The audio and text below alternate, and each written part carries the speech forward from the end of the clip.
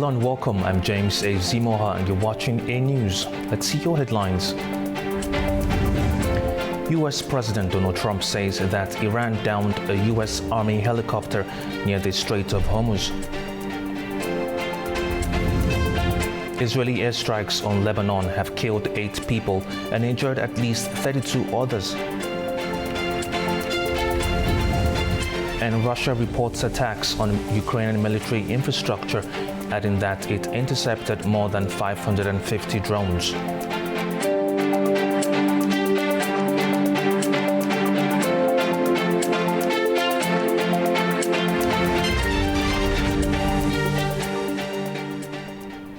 Tensions in the Gulf have escalated after the United States carried out strikes on Iranian military sites, following President Donald Trump's claim that Iran downed a U.S. Army helicopter near the Strait of Hormuz. Iran later retaliated this morning and struck the U.S. Fifth Fleet in Bahrain. The United States says it has completed strikes on Iranian military sites near the Strait of Hormuz after President Donald Trump accused Iran of downing a U.S. Army Apache helicopter. In a social media post, Trump stated that the helicopter had been patrolling over the strait and that both pilots were safe and uninjured. He said the United States had to respond. A U.S. official said the Apache was brought down by a one-way Iranian attack drone, though it was not immediately clear whether it was deliberately targeted. U.S. Central Command said its forces hit Iranian air defense systems, ground control stations and surveillance radar sites with precision munitions. It described the operation as a proportional response to recent attacks on U.S. forces and commercial ships in regional waters. Iran has not claimed responsibility for the helicopter incident. After the U.S. strikes, Iranian Foreign Minister Apache warned that Tehran would not leave any attack unanswered and told Washington to leave the region. Iran's Revolutionary Guards later claimed attacks on U.S. military targets in Bahrain, Kuwait and Jordan. Bahrain told residents to seek shelter after warning sirens sounded, while Kuwait said its air defenses were engaging hostile aerial targets.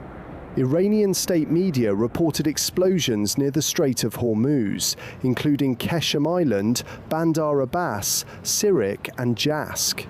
It also said 2 water reservoirs were hit in southern Iran, disrupting supplies in nearby areas.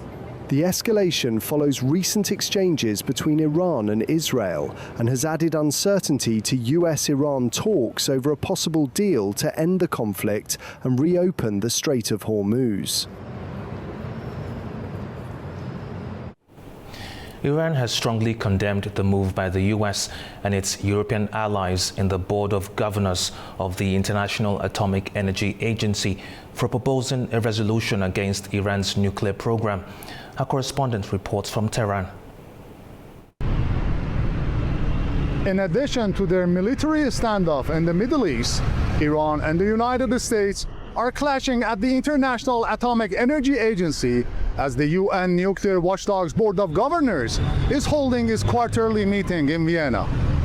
Foreign Minister Abbas Araghchi has written a letter to foreign ministers of member states of the agency's board denouncing the U.S. for tabling a draft resolution against Iran's nuclear program. According to the state-owned IRNA news agency, which carried the letter, Iran's top diplomat slammed the move as politically oriented and an ill-wishing act to justify Washington's anti-Iran policies and to seek legitimacy for its attacks on Iran's nuclear sites last year. Warning against abusing the IAEA, he said that the draft reminded the June 2025 adoption of a resolution which paved the way for the 12-day Israel-US attacks and bombing of Iran's major nuclear sites under the UN safeguards. Following the air raids on Iran's 3 major civilian nuclear facilities and IAEA's failure to condemn it, Tehran suspended all its ties with the UN watchdog, with the exception of Bushehr power plant. Meantime, Deputy Foreign Minister for Legal Affairs, Kazem Gharibabadi, in a post on the social platform X, said the U.S. draft resolution against Iran is an attempt to whitewash the crimes. Citing IAEA documents, he said the Israel-U.S. attacks last June on Iran's nuclear facilities resulted in halting the verification activities and banning the agency's inspectors from Iran for safety reasons. Turaj Shiralilu from Tehran for A News. Israel has carried out new strikes across southern Lebanon, despite an Iranian warning to stop attacks in the country. Lebanese sources said strikes across southern Lebanon killed at least 16 people and injured dozens others.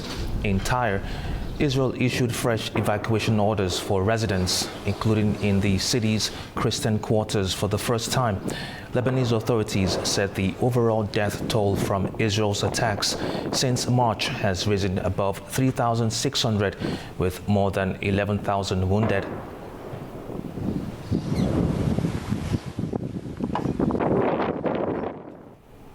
Now, 6 Western countries have announced coordinated sanctions against individuals and groups accused of supporting settler violence against Palestinians in the occupied West Bank. The United Kingdom, Australia, Canada, France, New Zealand and Norway say the measures respond to rising settler violence and the continued expansion of Israeli settlements.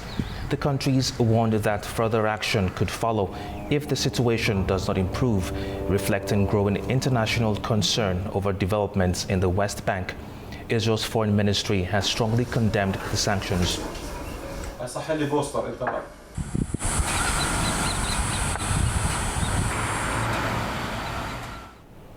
Now, unrest has spread through parts of Belfast after a knife attack left a man seriously injured, triggering anti-immigration protests and clashes on the streets. Unrest has spread through parts of Belfast after a knife attack late on Monday night left a man seriously injured. Hundreds of anti-immigration protesters took to the streets on Tuesday, with some setting vehicles on fire and blocking roads. Firefighters worked to extinguish a burning bus, while police, ambulance crews and other emergency services responded to scenes of disorder. The protests followed the charging of a 30-year-old Sudanese man over the knife attack in North Belfast. Police said the victim suffered serious wounds to his neck and head, with earlier reports also describing injuries to his face, eyes and back. The case is not being treated as terrorism.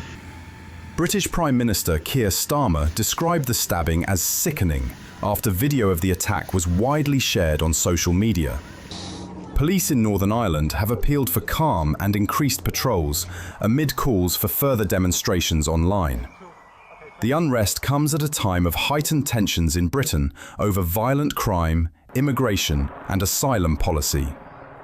Northern Ireland also saw anti-immigration rioting last year after anger over an alleged sexual assault. Now, Russia and Ukraine have continued to exchange strikes, with both sides reporting attacks on military targets and infrastructure. Moscow says it hit Ukrainian ammunition and fuel depots, energy facilities and troop positions, while air defenses intercepted more than 550 drones in the past days. On the other hand, Ukraine says it struck Russian ammunition depots, command posts and logistics hubs. Meanwhile, the Kremlin says U.S. mediation efforts are on hold, although contacts continue. President Volodymyr Zelensky says the coming weeks could be critical for diplomacy, while Bulgaria has announced a halt to military aid for Ukraine.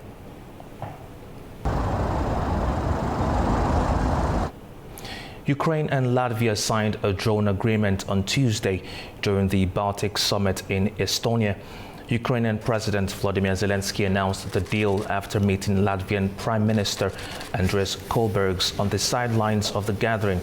The agreement aims to strengthen joint defense capabilities and expand co-production of unmanned aerial systems while sharing Ukraine's battlefield experience with its partners. Your team, we are very happy and we will to see Latvian friends. Now, Europe's ambitions for greater defense independence have been dealt a major setback as a flagship project designed to develop a next-generation fighter jet collapsed after years of political and industrial disagreements. Anita Sharma has more. Welcome to This Day in Europe, where the collapse of Europe's most ambitious fighter jet project deals a major blow to Emmanuel Macron's vision of closer European defense integration. France and Germany abandoned plans to jointly develop a next-generation combat aircraft under the Future Combat Air System, or FCAS. That ends nearly a decade of work on a project once seen as the future of European defense cooperation. It was launched by Macron and former German Chancellor Angela Merkel back in 2017 as a symbol of a more independent and militarily capable Europe. Instead, it fell victim to years of disputes between France's Dassault Aviation and Airbus, which represents German and Spanish interests. The companies failed to agree on leadership, access to intellectual property, and work sharing, leaving Macron and German Chancellor Friedrich Merz unable to break the deadlock. For years, Macron argued that Europe must achieve greater strategic autonomy, the ability to defend itself without relying so heavily on the U.S. Well, FCAS was meant to prove Europe could build the next generation of military technology together. Instead, critics will see its collapse as evidence that Europe still struggles to translate political ambition into industrial reality. At a time when Russia remains a security threat and Washington demands Europe do more for its own defense, the collapse of FCAS raises fresh doubts about Europe's ability to develop critical military capabilities on its own. Now, some elements of the program may survive, including a secure combat cloud linking aircraft and drones. But the fighter jet was the project's centerpiece. Its demise may become one of the clear symbols of Europe's defense ambitions crashing before ever leaving the runway. For A News, I'm Anita Sharma in Arnhem, Netherlands. Now, Pope Leo XIV led a vigil attended by more than 40,000 people at Barcelona's Olympic Stadium on Tuesday as part of his visit to Spain. The event combined prayer, music, and personal testimonies, including an account from a teenager whose father had attempted to kill her mother. During the gathering, the Pope reflected on domestic abuse and violence against women, a theme he addressed in the following remarks. So many crime reports, even today, reflect a toxic climate in family relationships marked by abuse and oppression, and in particular by violence against women, which unfortunately often leads to femicide. We are all called to address this dramatic reality, both personally and as a society, because we are responsible for confronting it in all its dimensions. If violence exists, if selfishness prevails, if even love among family members turns into hatred, we must question the dynamics of our society, the culture of individualism, and the temptation of violence, but not God. Now from Africa, the Ebola outbreak in Central Africa is becoming increasingly difficult to contain, according to reports. Health authorities are warning that shortages of resources, insecurity, and growing international travel restrictions could complicate efforts to stop the virus from spreading. Health authorities in Africa are facing growing challenges in containing the Ebola outbreak in the Democratic Republic of the Congo and Uganda, as the number of confirmed cases has surpassed 600 and the death toll has climbed above 100. According to the Africa Centers for Disease Control and Prevention, the vast majority of infections have been recorded in the Democratic Republic of the Congo, where dozens of new cases continue to be reported. Uganda, meanwhile, has not recorded any new confirmed infections in the latest reporting period. The Centers for Disease Control warns that response efforts are being hampered by serious operational constraints, including insecurity, shortages of ambulances and medical supplies, deteriorating health facilities, and poor road infrastructure. In some affected areas, health centres lack clean water, protective equipment and decontamination materials. Officials have also highlighted community mistrust as a major obstacle to containment efforts, complicating surveillance, contact tracing and public health interventions. The United States has urged European countries to consider travel restrictions for people who have recently visited affected countries after Washington imposed its own entry measures covering the Democratic Republic of the Congo, Uganda and South Sudan. US officials say the restrictions are intended to prevent the spread of the virus, while the Africa CDC has expressed concern that travel measures imposed despite international health guidance could negatively affect response operations. Now, days after a powerful earthquake struck the southern Philippines, many survivors remain without basic supplies as damaged roads hamper relief efforts. Families are also coping with trauma, loss and uncertainty as search and rescue operations continue. Residents in the southern Philippines are struggling to rebuild their lives after a magnitude 7.8 earthquake struck off the coast of Sarangani province early on Monday.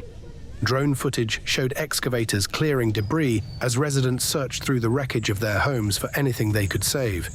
Many families have been left without shelter, clean water and food. One of them is 57-year-old Sayaron Gampong, whose house collapsed in the disaster. Even a small amount of aid hasn't arrived, not even a little. They said the roads here are badly damaged, so maybe that's why they can't reach us, because of the condition of the roads. The disaster has also left deep psychological scars. In General Santos City, government employee Janelyn Dinaga described how she escaped a collapsing building with her niece. She said strong aftershocks and fears of further collapses have left many children traumatized. The children have been traumatized. Even a slight shaking makes my kids cry.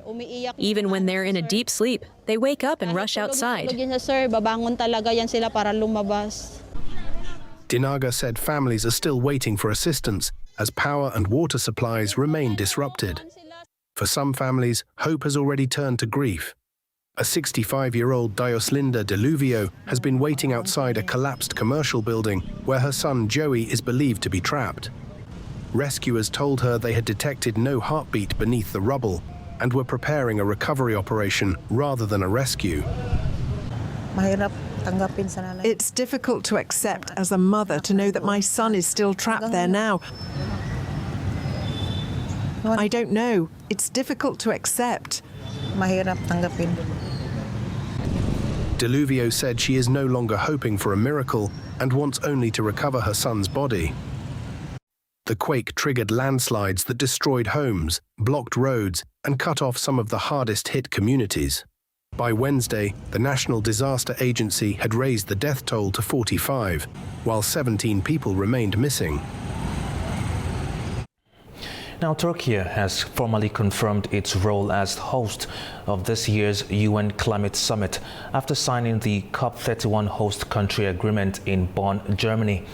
Turkey's Environment, Urbanization and Climate Change Minister Murat Kurum signed the agreement during the Bonn Climate Change Conference. Kurum, who will also serve as COP31 president, signed the protocol with Simon Steele, head of the UN climate body. He said cooperation between Turkey and the UN Secretariat would continue to deepen ahead of the summit.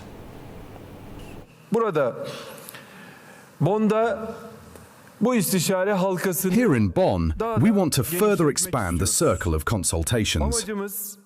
Our goal is to make our agenda more mature, more inclusive and stronger together. We have built COP31 on dialogue, consensus and action, with the contributions of our stakeholders. With an implementation-focused vision, we have positioned it as the COP of the future. At the same time, we want to turn climate commitments into concrete actions, and those actions into measurable results. Now, the World Cup buzz is building fast, with teams now arriving in the US and the countdown to kick off entering its final stages. Croatia, the Netherlands and Uzbekistan have arrived in the US as final preparations continue ahead of the 2026 FIFA World Cup opener. For Uzbekistan, the tournament carries historic significance, with the national team set to make its first ever World Cup appearance and give Central Asia one of its most prominent moments on football's biggest stage. The competition begins on June 11th, when co-host Mexico face South Africa at the Estadio Azteca, and will run until the final on July 19th in New York/New Jersey. This year's edition is the largest in World Cup history, bringing together 48 teams across 12 groups for 104 matches in Canada, Mexico, and the US. The expanded format has opened the door for a wider range of nations, with hosts Canada, Mexico, and the US joined by traditional contenders including Argentina, Brazil, France, Germany, Spain, and England. But the build-up has also been shaped by issues beyond football. Iran's team has drawn attention amid regional tensions and travel concerns, while protests and security questions in host nation Mexico have added pressure ahead of kickoff. The tournament has also faced controversy over access and visas, including the case of Somali referee Omar Artan, who was denied entry to the US despite being selected for the World Cup. With teams now settling into their bases and final training sessions underway, the focus is gradually shifting back to the pitch, where the expanded tournament is expected to test both footballing strength and organizational capacity across 3 host countries. All right, after the break, we'll examine US President Donald Trump's claims that a deal with Iran could be reached within days and that the Strait of Hormuz may soon be reopened. Stay with us.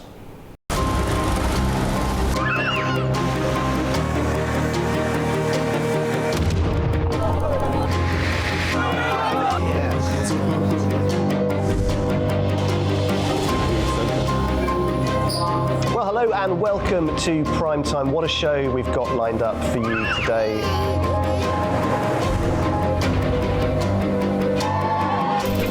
In a complex world, clarity is power.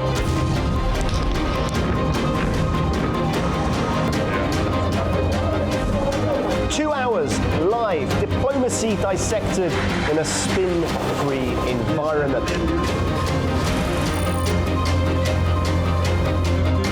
That's Prime Time with me, Guy Schoen, weekdays on A News.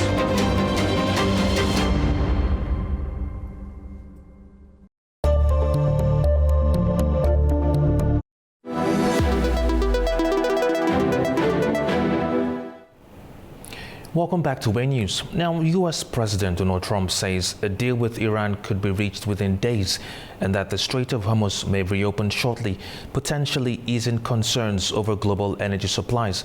The comments come as diplomatic contacts continue, despite recent military incidents in the Gulf. Join us now is Maurice Hirsch from Jerusalem Center for Security and Foreign Affairs. Join us from Jerusalem. Thank you for joining us, sir. Hi, good afternoon, James. Now, Trump says a deal is imminent and the Strait of Hormuz could reopen in a day or two. What makes this moment different from previous claims that a breakthrough is close? So I believe that the question really that's on the table is whether the Iranians have come to the understanding that they cannot persist in their desire to achieve nuclear weapons. That's really the central question, because that's the central demand of President Trump, that Iran relinquish all of the enriched uranium that it holds and that it cease its drive to achieve nuclear capabilities. Whether Iran is in that position or not is a question that needs really to be understood to its depth. Whether a ideologically and genocidally driven dictatorship can ever come to that decision on itself or by itself is a question that remains, I think, unanswered. And despite the optimism of President Trump, I think that there probably is still a long time until any real deal can be achieved. Now, reports indicate Iran brought down a U.S. military helicopter. If confirmed, what does that tell us about Iran's willingness to challenge American forces even while talks continue? So I think it's now been confirmed, at least by President Trump, that the strike was carried out by the Iranians and intentionally. I saw at least one response of the Iranians themselves saying that the US helicopter was struck because it had strayed into Iranian territorial waters. And so there doesn't seem to be much question as to whether that strike was carried out by the Iranians. I don't know whether it was an intentional strike in order to really cause and bring about a renewal of the conflict. I think the Iranians are doing their utmost in order to ensure that they avoid any major kinetic conflict again. They are doing everything they can, including today, striking a British-flagged ship in the area of the Straits of Hormuz. And so the Iranians really are trying to push everything to the boundaries before they are willing to give up on any of their capabilities. This is, I think, an integral part of the question as to whether a deal can be reached.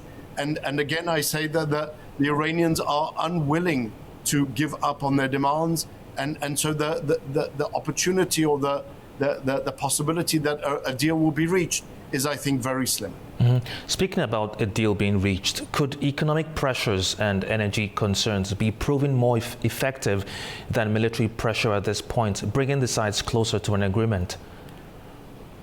I think without question, I think when you take into account that Iran's economy has basically self-imploded, that Iran that imports 90% of its food and resources is under really a strict blockade and is suffering terribly. They are suffering their own energy crisis with the inability to store any of the oil that they now keep on producing.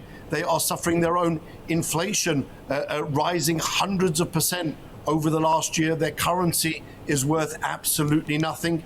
And so that accumulation of economic sanctions on Iran will without question have an effect on the Iranian regime, on the regime of the Ayatollahs, when they are incapable again and again and again of even paying salaries to its own employees. I think we're going to see a great difference moving on the streets. What we've already seen since the internet was restored, the demonstrations on the streets of the different cities of Iran against the regime. All of this together, I think, is pushing the regime in a direction of coming to an agreement. How soon they come to that understanding is again a question of reasonableness, which unfortunately cannot be attributed to any of those Iranian actors calling the shots. Mm-hmm. Now, speaking about the blockade, for months, Iran used pressure in Hormuz as leverage. If restrictions are lifted now, what does Tehran expect to receive in return? Well, I think Iran is really asking for everything in return for stopping its interference, its breach of international law, and its interference with the free movement and freedom of navigation through the Straits of Hormuz. And it's demanding not only that all of the hostilities come to an end, but rather that America and its allies even compensate Iran for the damages caused. I think that the demands they've been placing, at least publicly, into these negotiations are somewhat outrageous and will never be fulfilled. And so it's questionable what Iran will actually get from releasing the Straits of Hormuz. And if it doesn't release the Straits of Hormuz, the question, I think, more poignantly will be what continued price will Iran have to pay for its aggression. Mm-hmm. Now, Israel ordered the evacuation of parts of Tyre before launching new strikes. Does this suggest Israel is operating on a different timeline from the diplomatic track involving Washington and Tehran? There should be, and there is no connection between what's the conflict that Israel has with Hezbollah in Lebanon and what is going on in Iran. That is an unacceptable connection that is being made. Israel is fighting in Lebanon not out of choice, but because Iran, Hezbollah, is attacking Israel all of the time, is making life for our citizens in northern Israel unlivable. And that is something which any sovereign country cannot and would not accept. And so whilst those terrorists continue to operate from Lebanon, Israel will continue to strike all over Lebanon wherever the need arises. And Tehran has to understand that. And we will not be deterred by their desire to seek that linkage between Lebanon and Iran. Iran is using Lebanon, abusing Lebanon, and abusing the Lebanese people in order to achieve its own political goals. And that's something which the international community similarly should not accept. Now let's go back to the US-Iran conflict. Who is under greater pressure right now to deliver a deal? Is it Trump, who has publicly predicted one, or Iran, which must now decide how much it is prepared to concede? I think Iran is definitely under the greatest pressure here. I think President Trump has stated over and over again he believes that a deal can be reached in the near future if the genocidal terrorists in Tehran come to their senses, and if not, so it will take longer until they understand that their economy has entirely collapsed, that their country is imploding, that they're coming up to the summer where they have no water. If I'm sure your viewers will remember, a few years ago, they even considered moving the capital of Iran from Tehran southwards because of that severe water shortage, and that's only going to get worse as we move into the summer months. Iran is in a dire situation, despite its posturing, despite its haughty claims of its ability to withstand any type of pressure. Iran was collapsing before the war, and it's collapsing even more since the war. And so I think President Trump has plenty of time. He's not under great pressure, whereas Tehran and the Ayatollahs are under tremendous pressure, even though they try and deflate the situation and really pretend to be much stronger than they actually are. Let's bring in regional players into the equation. What would worry Gulf Arab states more? The failure of a deal, or a deal that they believe leaves Iran stronger than before?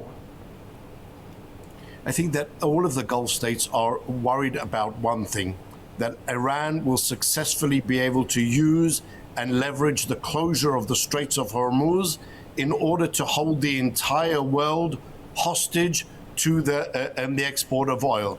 That's not something that the Gulf countries can tolerate. I'm actually quite surprised that many of them haven't already come to that understanding already, that this war with Iran is something which could very, very severely affect their futures. And it would be even worse if Iran was left with any capabilities to close the Straits of Hormuz. That would have devastating effect on their economies. And so I would assume that the Gulf states also will not be willing to wait very much longer before they act and before they also intervene, and to Iran's detriment. You said something about the economies of the players in the region. Could the real breakthrough now ultimately be economic, restoring trade routes, energy flows, and investor confidence? This is without question the way forward. I think for all of at least the Gulf countries and the Arab Gulf, that's something which needs to be promoted throughout. This is something which Iran and Tehran have been really using and abusing and holding the entire community hostage for its own purposes, and really restoring that financial stability must be something which all of the Gulf countries seek moving forward, whether it be in the form of an alternative long-term to the Straits of Hormuz, and only short-term dealing with Iran and preventing it from interfering with the freedom of navigation. But I think long-term, I think the Gulf countries, Saudi Arabia, and most of the Middle East is going to find that alternative route to even weaken the leverage of the Iranians and their closure of the Strait of Hormuz. That is, I think, the long-term goal and the long-term situation that we're going to see. Now, if a deal is announced this week, what is the first thing analysts should look for to determine whether it is substantive or merely a temporary arrangement? Well, the first thing I think that we have to understand is what happens with the enriched uranium. We're talking about 460 to 490 kilos of enriched uranium that the Iranians claim that was buried underneath the attacks of the US forces. The US is claiming that only they or the Chinese can go in and get that uranium out from underneath the rocks. And so the first thing we have to understand is what is going to happen with that uranium. That will be really the key factor. Will it be taken over by the US, or will it be something that the Iranians manage to really, again, try and fool the entire world as if they found some type of other solution?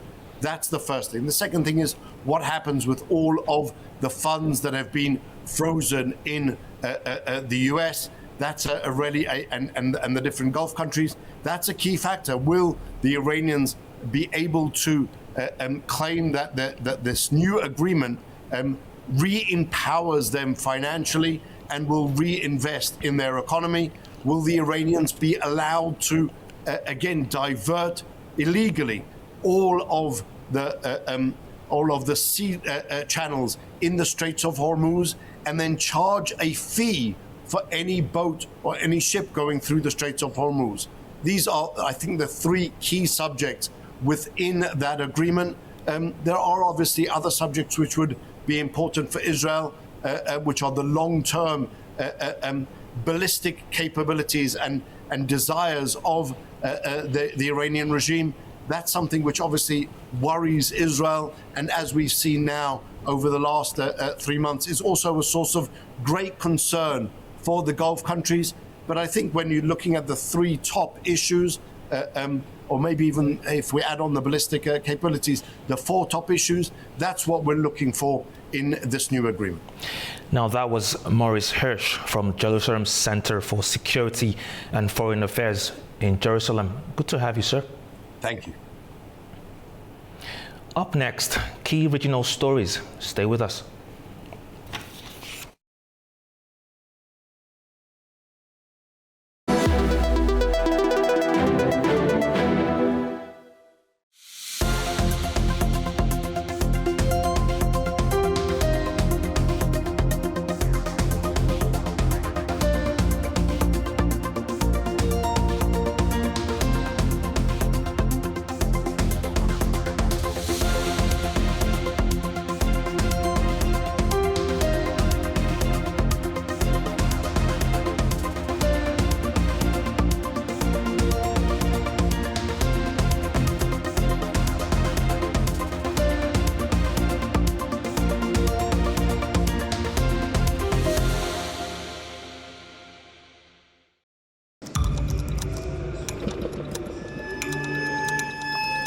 Inside Politics delves deeply into the heart of global issues shaping our world today.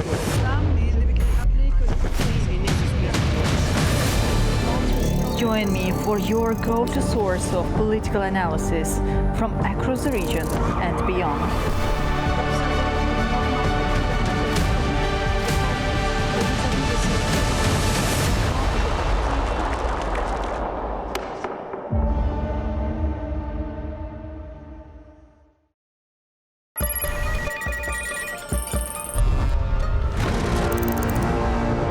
On World Business, we meet the boardroom leaders making market-moving decisions. And find out how leaders are dealing with continuous technological disruption.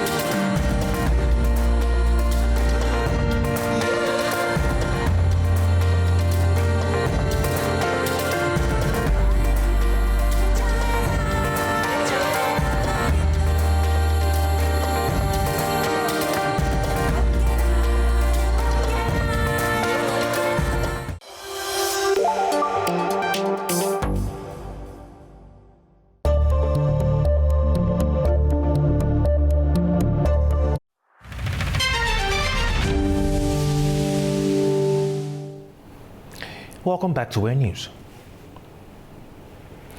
Now, Turkey and Saudi Arabia's transport ministers have signed new agreements to deepen cooperation in transport, logistics and railways, marking what Ankara described as a historic step in bilateral connectivity. The deals will support logistics centers, railway cooperation and new regional trade links, including routes through Iraq and Saudi Arabia, while talks continue on broader plans to revive and expand historic rail connections across the region.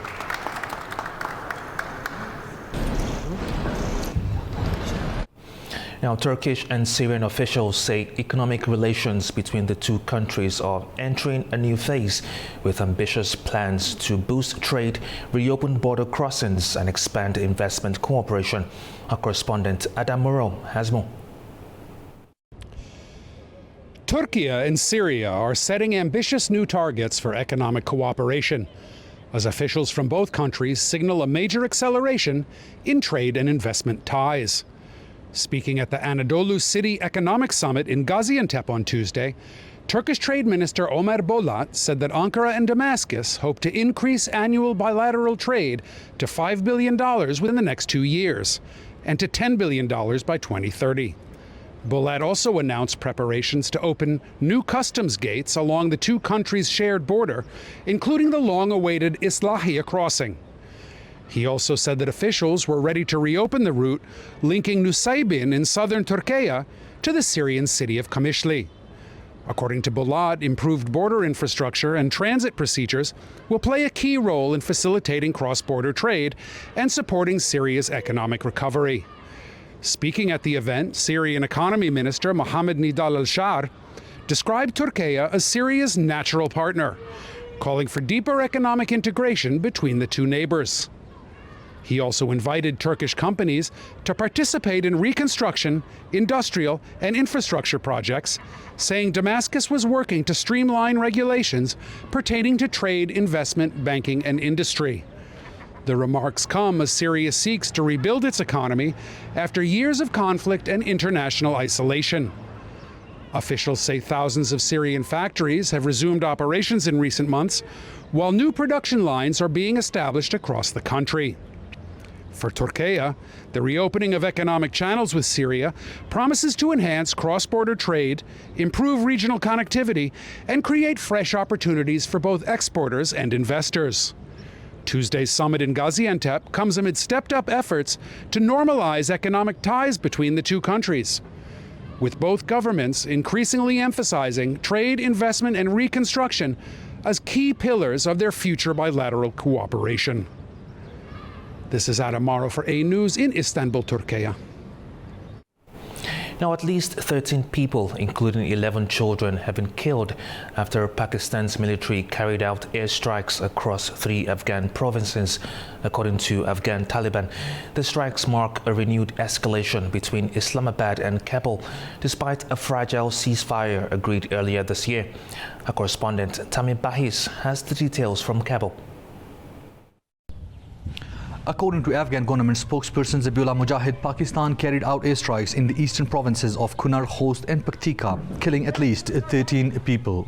Mujahid says 11 of those killed were children. He also said at least 14 others were injured, all of them women and children. The Taliban says the strikes violated Afghanistan's airspace and hit civilian homes. This latest incident comes amid long-running tensions between the two neighbors. Islamabad has repeatedly accused Kabul of harboring militants who it says plan and launch attacks inside Pakistan. Kabul denies those accusations and says militancy inside Pakistan is an internal issue for Islamabad to resolve. The latest violence have put the fragile March ceasefire at risk, raising concerns that tensions between Pakistan and Afghanistan may flare up again, despite China's mediation efforts. For now, Kabul is accusing Pakistan of targeting civilians, while Islamabad has yet to respond publicly to the Taliban's claims. Tamim Bahis in Kabul, A News. Now, Pakistan has defended the cross-border operations targeting militant hideouts in Afghanistan, raising fresh concerns about stability along one of the region's most volatile frontiers. Here are Mustafa reports from Islamabad. Pakistan's Information Minister Ataullah Taris says precision and collaborated strikes were carried out along the Pakistan-Afghanistan border in response to recent terrorist incidents inside the country.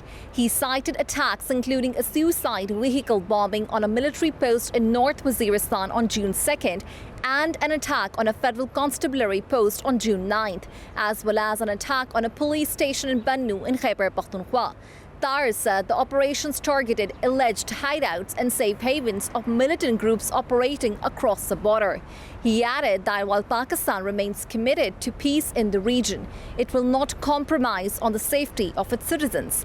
And the military campaign against militancy will continue until such groups are eliminated. The statement comes as tensions escalate with Kabul.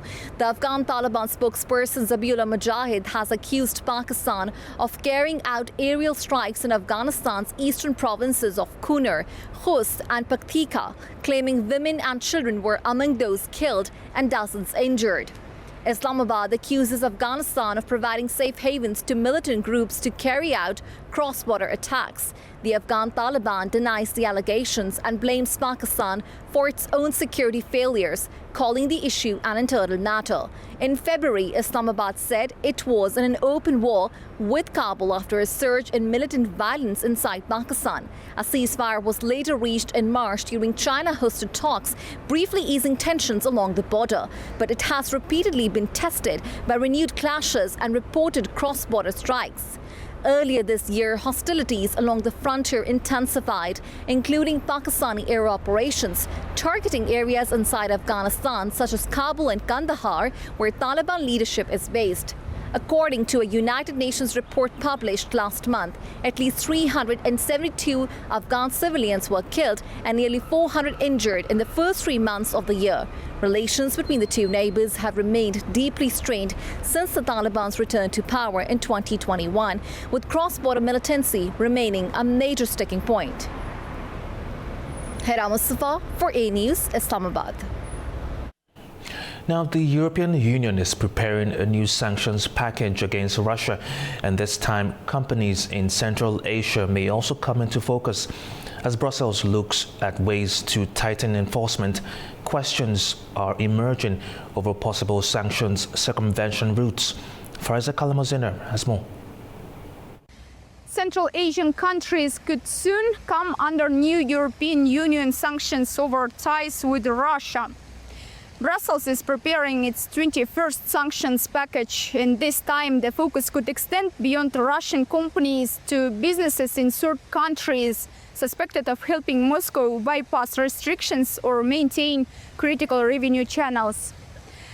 The warning came from the EU's foreign policy chief, Kaja Kallas, who says pressure on Russia must increase by targeting networks used to circumvent existing sanctions. At the same time, the European Union plans tighter export controls on around 50 companies worldwide.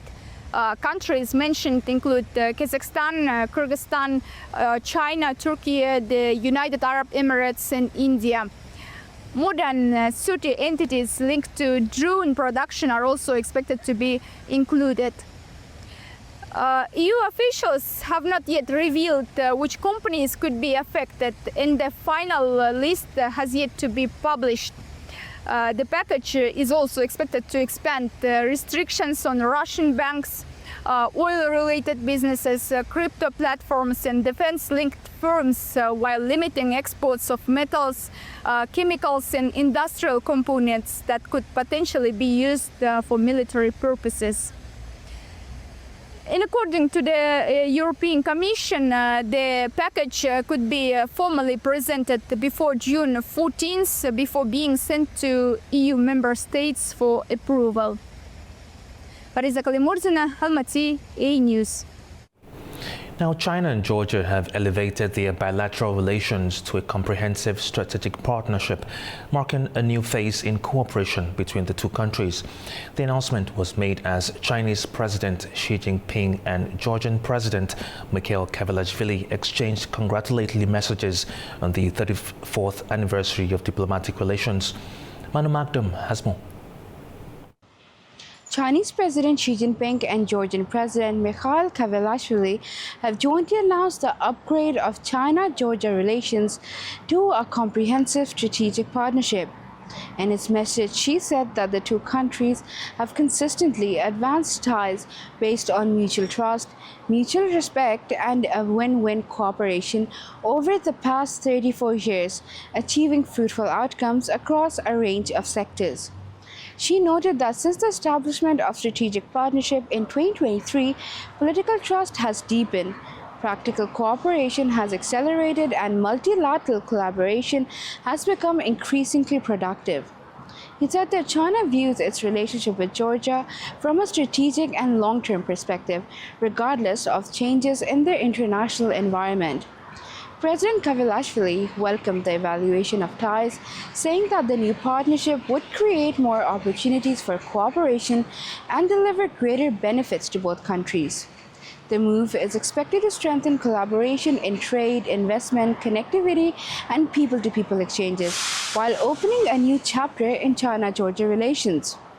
The upgrade shows Georgia's growing importance in China's wider Eurasian connectivity strategy, especially as a transit hub along the Middle Corridor, linking China to Europe via the Caucasus.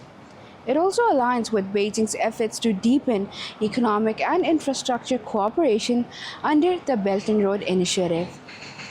Mani Makhdoom, A News, Beijing. Okay, that's the news for this hour. Thank you for watching. Stay tuned to A News.